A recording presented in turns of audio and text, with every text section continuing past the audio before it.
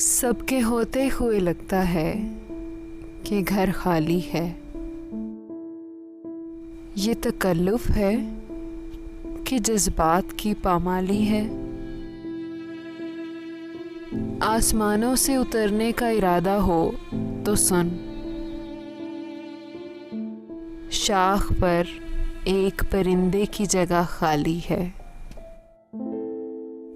जिसकी आंखों में शरारत थी वो महबूबा थी। ये जो मजबूर सी औरत है ये घर वाली है। रात में लुत्फ है परहेज के सालन की तरह, दिन भिखारी के कटोरे की तरह खाली है। मुद्दतों खुद को भरोसे में लिया है मैंने, तब कहीं तेरी मोहब्बत ने सिपर डाली है।